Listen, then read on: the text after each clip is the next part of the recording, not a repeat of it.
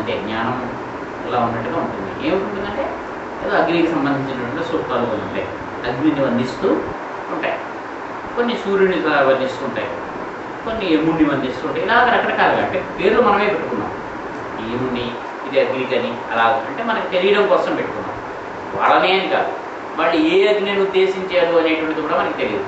అందుకని వేదంలో ఎన్ని రకాల అగ్నులు ఉన్నారు అంటే 3 రకాల అగ్నులు ఉన్నారు అని చెప్తాం. అంటే స్వర్గంలో ఉండేటువంటి అగ్ని ఒకటి కింద లెక్క, ఆయన సూర్యుడు అని బట్టి, ఆయన హెవెన్. అంతరిక్షంలో ఉండేటువంటి అగ్ని విద్యుత్, మనకి మెరుపు, అది ఆకాశంలో మనకి వస్తుంది. భూమి మీద ఉండేటువంటి అగ్ని, 3 అగ్నులు మనకి తెలిసినటువంటి ఉంటాయి ఎప్పుడైనా సరే. అందుకని త్రేతాగ్ని అన్నారు 3 అగ్నులు. ఒకటి సూర్యుడు, ఆయన స్వర్గంలో ఉండేటువంటి వాడు కింద లెక్క, సూర్యమండలం.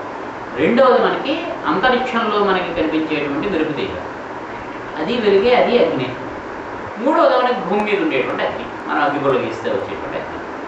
ఇదే 3 అగ్నులు మన శరీరంలో ఉంటాయి. సూర్యుడికి సంబంధించినటువంటి అగ్నికి లాగే మన మెదడులో ఉండేటువంటి మేధ అనేటువంటిది ఏదైతే ఉందో, ఆలోచన ఏదైతే ఉందో, తెలివి ఏదైతే ఉందో అది అగ్ని. అది ఎక్కువ చదివితే బుర్ర వేడెక్కుతుంది. ఎక్కువ చదివితే కళ్ళు ఎందుకు, చేతులు ఎందుకు వేడెక్కవు, కాళ్ళు ఎందుకు వేడెక్కవు? బుర్రతో ఆలోచిస్తాం కాబట్టి అది వేడెక్కుతుంది. అంటే అక్కడ వేడికి సంబంధించినటువంటిది ఏదో మనకు ఉంది అంటే ఆ వేడి అనేటువంటిది అది మేధ అని చెప్పి అంటాం. రెండవది ఏమిటి, ఈ మధ్యలో విద్యుత్తుకి సంబంధించినటువంటి కడుపులో ఉండేటువంటి జఠరాగ్ని. ఏదైనా తింటే మనకది పచనం చేసి పెడుతుంది, దాన్ని జీర్ణం చేస్తుంది. జీర్ణం అవ్వాలంటే కొంత ఉష్ణం ఉండాలి. మనకి రసాయన శాస్త్రం, కెమిస్ట్రీ చదువుకుంటే మనం మొట్టమొదటి చదువుకునేది ఏంటంటే ఏదైనా ఒక రసాయనిక క్రియ జరిగితే వేడి పుడుతుంది, కొంత హీట్ రిలీజ్ అయి అవుతుంది. అది లేకపోతే జరుగుతుంది.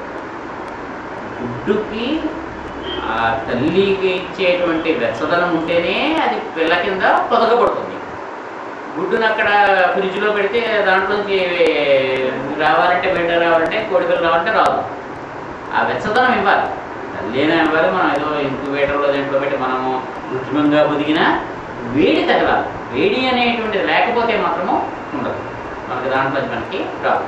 అంటే ఆ వేడి మనకి శరీరంలో ఉండేటువంటిది మనల్ని పచనం చేసేటువంటి, దీన్ని మనకి జఠరాగ్ని అంటాం, గార్హస్థ్యము అంటాం. తర్వాత దక్షిణాగ్ని అని చెప్పి, అంటే రీజనరేషన్కి, సంతానోత్పత్తికి, పునరుత్పత్తికి ఉపయోగపడేటువంటి అగ్ని కింద లెక్క. ఇది మూడవది. ఇది ఈ 3 అగ్నులు ఈ ఆకాశంలో ఉండేటువంటి 3 అగ్నులకి మనకి ప్రతీకలుగా ఉంటాయి. అందుకని అగ్ని అనేటువంటి పేరుతో వీటిని దాన్ని కొలుస్తారు. దీన్ని వీటన్నిటికీ సంబంధించినటువంటి రహస్యములకు సంబంధించినటువంటి కొన్ని మంత్రాలు ఉంటాయి. దాన్ని ఎలా అర్థం చేసుకోవాలి, దీన్ని ఎలా అర్థం చేసుకోవాలి.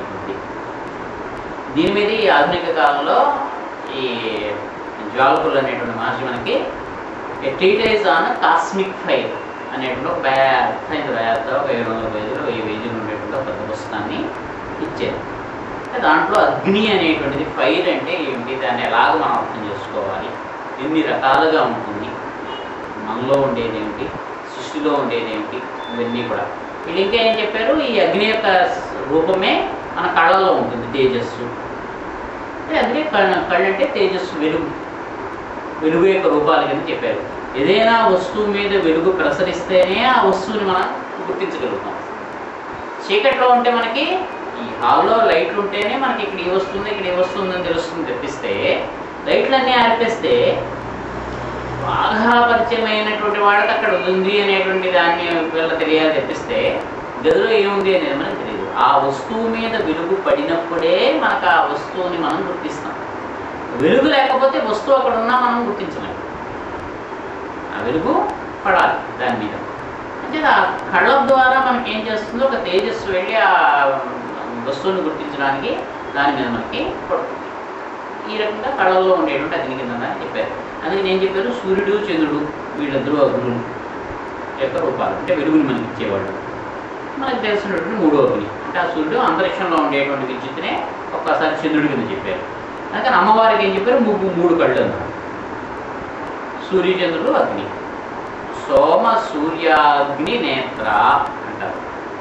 సోముడు అంటే చంద్రుడు, సూర్యుడు అగ్ని, ఈ ముగ్గురిని కూడా నేత్రములుగా కలిగినటువంటి, అంటే ఆ మూడో కన్ను అనేటువంటి భావన ఏంటంటే ఈ మూడో కన్ను, ఈ రెండు ప్లస్ ఆ ఒకటి ఉంటుంది అనేది.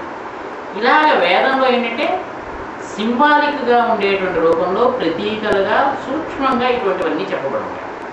వీటిలో మనకు అవసరం వచ్చేటువంటివి మనకి నిత్య జీవితంలో మనం ఉపయోగించుకునేటువంటి వాటిని ఏం చేశారంటే స్మృతులు కింద ఇచ్చారు. మనుస్మృతి, పరాశర స్మృతి, యాజ్ఞవల్క్య స్మృతి, వశిష్ఠ స్మృతి.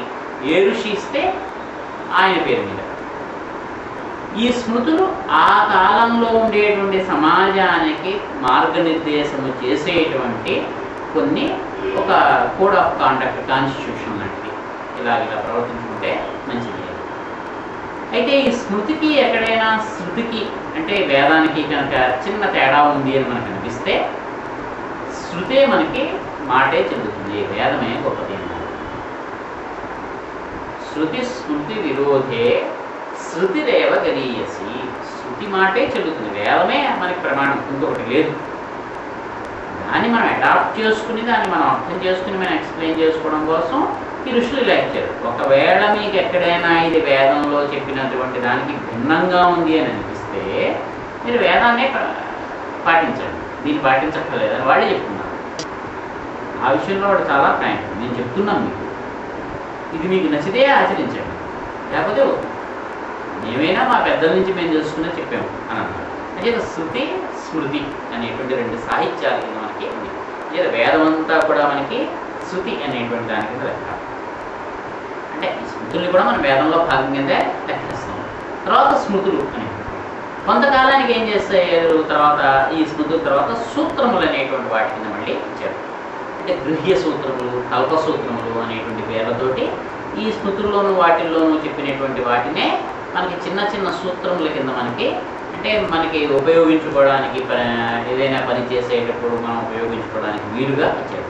ఇవే మనకి ఏమిటంటే పూజా విధానాల్లోనూ వాటిల్లోనూ మంత్రము అది చేసేటప్పుడు వీటిని మనం ఉపయోగిస్తాం. అలాంటి వాటన్నిటిని కూడా. అలాగే ఈ నిత్య జీవితంలో ఇంకా గృహ్య సూత్రముల్లో వాటిల్లోనూ కూడా మనం ఏ పని ఎలా చేయాలి, ఏ కాలంలో చేయాలి, ఇటువంటివన్నీ కూడా కొంత స్మృతుల్లో ఉండేటువంటి వాటిని మళ్ళీ సూత్ర సాహిత్యం కింద ఇచ్చారు.